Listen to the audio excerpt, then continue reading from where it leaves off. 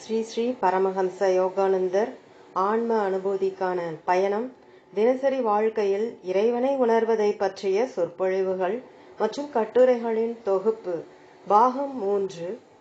உணர்வு நிலையை உயிர்ப்பித்தல் மூலம் உங்களை நீங்களே உயிர்ப்பித்தல்.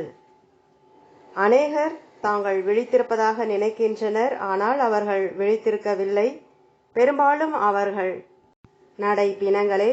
நீங்கள் உறக்கத்தில் நடந்த வண்ணம் தீ தீ என்று கூவிக்கொண்டு அல்லது உரையாற்றி கொண்டு நடக்கின்ற மனிதர்களை பற்றி கேள்விப்பட்டு இருக்கிறீர்கள். பெரும்பாலான மக்கள் அவ்வாறு இருக்கின்றனர். அறியாமை என்னும் மண்ணின் கீழ் ஏற்கனவே புதைக்கப்பட்டிருக்கும் ஒருவரால் பூலக மண்ணில் ஒருவர் புதைக்கப்பட வேண்டி இருக்கிறது.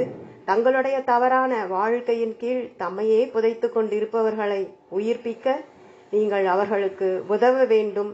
அதை செய்வதற்காக உங்களுடைய உயிர்ப்பிக்கப்பட்ட ஆன்மாவிலிருந்து உங்களால் புன்னகை புரிய இயல வேண்டும். இது போன்ற புன்னகை அல்ல. உங்களை சந்திப்பதில் நான் பெருமகிழ்ச்சி அடைகிறேன். அந்த வகையான போலி புன்னகை அல்ல. இறைவன் இதயத்தின் வாயிலாக, ஆன்மாவின் வாயிலாக புன்னகை புரியும் பொழுது நீங்கள் புன்னகை புரிந்தால் அத்துடன் ஆன்மா பின்னர் இதயத்தின் வாயிலாகவும், இதயமானது கண்களின் வாயிலாகவும் புன்னகை புரியும் பொழுது புன்னகை மன்னன் உங்களுடைய தெய்வீக நெற்றி எனும் விதானத்தின் கீழ் வீற்றிருக்கிறான். கலகம் செய்யும் பாசாங்கு அதனை என்றும் அழிக்காதிருக்கட்டும். துயர புயல்கள் உங்களை சுற்றி ஓலமிட்டாலும் புன்னகை புரியுங்கள். நீங்கள் சுயமாக உருவாக்கிய அறியாமையினால் மறைக்கப்பட்டிருக்கின்ற காரணத்தால் சோதனைகள் எனும் கடலில் அலைக்கழிக்கப்பட்டு அனைத்திலும் ஊடுருவி நீக்கமர நிறைந்திருக்கும் பரம்பொருளை காண முடியவில்லை என்பதை இறைவன் அறிவான். நீங்கள் உங்கள் வாழ்க்கை எனும் சிறிய படகு திக்கு தெரியாமல் மிதந்து கொண்டிருக்கிறீர்கள். அத்துடன் உங்களை சுற்றி வீசும் புயல்களுடன் போராட வேண்டும் என்பதை அவன் அறிவான். ஆனாலும் நீங்கள் அவனை நோக்கி சென்று கொண்டிருக்கிறீர்கள் என்பதையும் கூட அவன் அறிவான். சோதனைகள் சூழும் பொழுது இறைவனிடம் பிரார்த்தனை செய்யுங்கள். நான் இருண்ட கடலில் எனது படகை செலுத்தியுள்ளேன், ஆனால் நான் உனது அழைப்பை செவிமடுத்து விட்டேன். நான் வந்து கொண்டிருக்கிறேன் என்பதை நீ அறிவாய் என எனக்கு தெரியும். நீங்கள் போராடத்தான் வேண்டும். உங்கள் கைகள் முறிந்து விடுவது போல தோன்றினாலும் கூட நீங்கள் போராடத்தான் வேண்டும். பின்னர் மேகங்கள் மறைந்து மகிழ்ச்சியும் வளமையும் மிக்க வாழ்க்கை மீண்டும் திரும்ப வந்ததும் உங்களுடைய சோதனைகளை மறந்து விடுவீர்கள். சோதனைகள் உங்களை அழிக்க வருவதில்லை, மாறாக இறைவனை இன்னும் நன்றாக புரிந்து கொள்வதற்கு உங்களுக்கு உதவி செய்யத்தான் வருகின்றன. இறைவன் அந்த சோதனைகளை அனுப்புவதில்லை. அவை உங்கள் சொந்த உருவாக்கங்கள். கடந்த காலத்தில் எங்கேயோ எப்போதோ ஒரு சமயம் அறிந்தோ அல்லது அறியாமலோ செய்யப்பட்ட செயல்களின் விளைவுகள். இவற்றிற்காக உங்களைத்தான் நீங்கள் குறை கூறிக்கொள்ள வேண்டும்.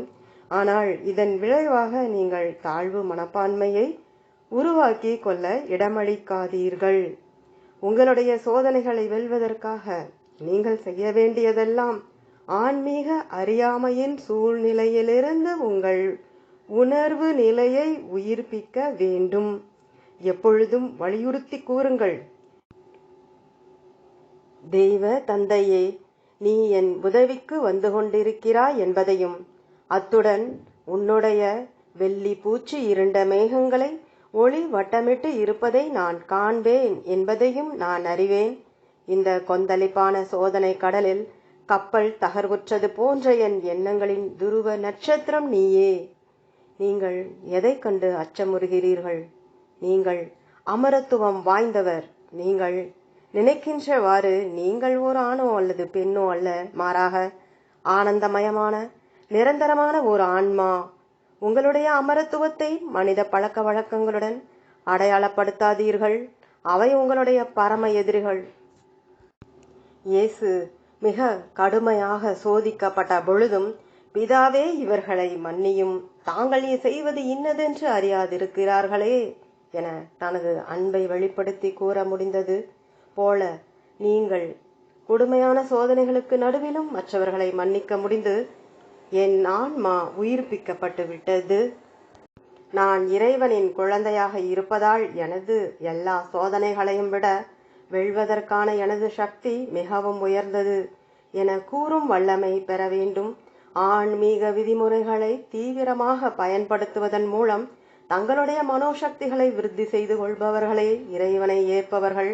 உங்களுடைய மனோசக்திகள் விரிவடையும் பொழுது உணர்ந்தறிதல் எனும் உங்கள் கோப்பை ஞான கடலை தாங்கிக் கொள்ளும் அளவு பெரிதாகும்.